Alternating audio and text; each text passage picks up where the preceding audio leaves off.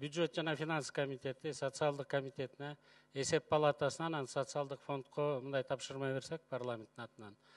Кайсы мыйзамдардын негизинде 12-15 жыл иштеген биздин уул кыздарыбыз укук коргоо органдарына теңелген органдарда иштеп 50 000, 40 000, 30 000 сом деген пенсияга чыгып атышат. Укук коргоо органдарына теңелгендер социалдык фондко төлөбөйт акча. Биздин мугалимдер, врачтар төлөйт. Подоходный налог төлөбөйт. Алар 30-40 000 сомдон чыгып атышат. А эмне үчүн врачтар 3 000, 5 000 сомго чыгып атат? Эгерде мыйзамдарды оңдой турган болсо, мыйзамдарды оңдотойлу да. Биз кайсы жерге барбайлы азыр ушул суроону берип атышат да.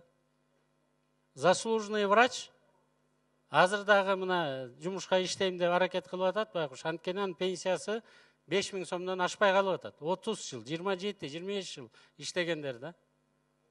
Ушу боюнча экинчи окууга чейин анализди тактап, кайсы мыйзамдардын негизинде ушундай болуп кетти.